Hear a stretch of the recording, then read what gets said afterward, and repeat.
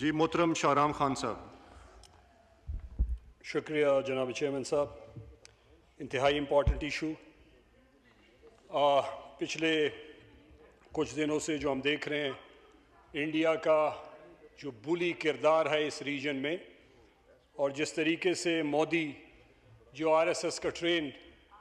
और आरएसएस की सोच रखने वाला एक वज़ीर आज़म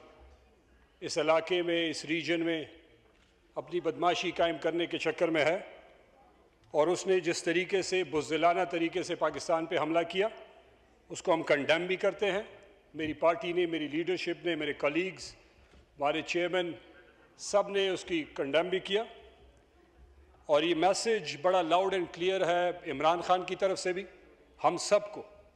कि ये वक्त हमें पाकिस्तान के साथ खड़े होने का है, क्योंकि ये मुल्क हमारा है और इसको डिफेंड भी हमने करना है, इसके साथ स्टैंड भी हमने लेना है और दुश्मन को मुंह तोड़ जवाब भी देना है।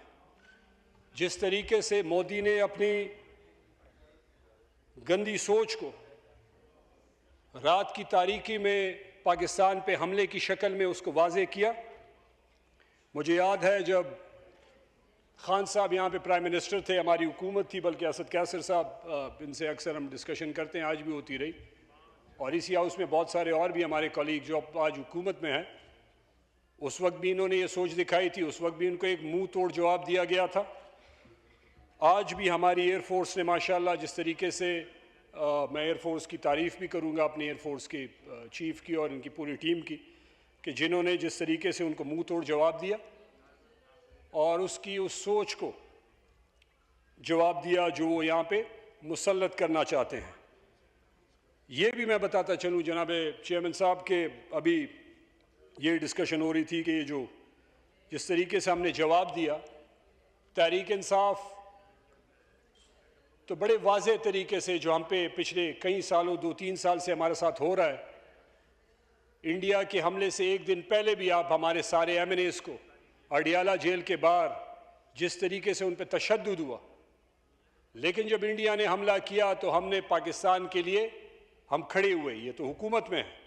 लेकिन हम पाकिस्तान के साथ खड़े हैं, और हमने ये मैसेज दिया अपने दुश्मन को कि हमारे आपस के इख्तिलाफात अपनी जगह, वो हम करते रहेंगे एक दूसरे के साथ, लेकिन इस वक्त हम पाकिस्तान के साथ खड़े हैं और हमारी प्रायोरिटी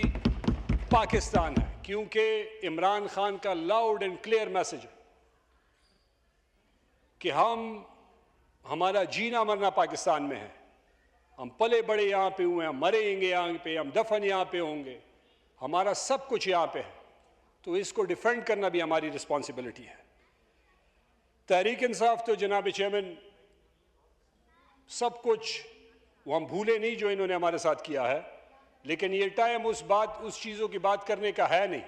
तो हमने अपना बड़ापन दिखाया, आए वज़ीर आज़म ने अपनी तकरीर भी की। एक तो वज़ीर आज़म की तकरीर में मैं समझता हूँ कि एक क्लियर मैसेज होना चाहिए था जो हमें नज़र नहीं आया, और एक क्लियर एंड लाउड मैसेज जो है मोदी को देना चाहिए था और अभी भी देना चाहिए कि किसी भी जारियत का मुंह तोड़ जवाब देना चाहिए। दूसरी बात यह है कि कल हमारे चीफ मिनिस्टर खैबर पख्तूनख्वा, हमारे एमएनएज यहाँ पे, हमारी पार्टी के कलीग्स इमरान खान से अडियाला जेल में मिलने गए। अफसोस से कहना पड़ रहा है कि हम तो अपना बड़ापन दिखा रहे हैं, हम तो पाकिस्तान की एकजुटता के लिए खड़े हैं, लेकिन हुकूमत की सीरियसनेस हमें नज़र नहीं आ रही। कल हमारे वज़ीर आला, हमारे एमएनएज, हमारे पार्टी के वर्कर को हमारे चेयरमैन के साथ मिलने नहीं दिया जा रहा, जो कि उनका कानूनी राइट है। तो एक तरफ आप मुल्क की एकजुटता की बात कर रहे हैं, मुल्क को इकट्ठा करने की बात कर रहे हैं, दूसरी तरफ हमसे आप ये एक्सपेक्ट कर रहे हैं, जो हम दिखा रहे हैं हम कर रहे हैं, और आपके लिए नहीं कर रहे, हम लाउड एंड क्लियर कह रहे हैं पाकिस्तान के लिए कर रहे हैं। लेकिन आप में एक अखलाकी जुर्रत होनी चाहिए कि आप अपने बुग़्ज़ से और बर्बरियत से और ये जो नफ़रत है तहरीक इंसाफ की और इमरान खान की, इससे बाहर निकल के हुकूमत को पाकिस्तान के लिए खड़ा होना चाहिए और सारों को सीने से लगाना चाहिए और हर बंदे को कानूनी हक देना चाहिए। इसी तरीके से मुल्क आगे बढ़ते हैं, इसी तरीके से तकलीफ़ों में लोग एक दूसरे के साथ इकट्ठे होकर जनाब चेयरमैन तकलीफ़ में एक दूसरे का साथ देते हैं। जंग में हार जीत ये नॉर्मल बात है। जब जंगें होती हैं कोई हारेगा कोई जीतेगा, लेकिन लीडर वो होता है जो इकट्ठा लोगों को इकट्ठा करता है। आपका दुश्मन भी आज ये कह रहा है कि पाकिस्तान में लीडर नहीं है, जो है वो जेल में है, वजीर आजम मिसिंग इन एक्शन है,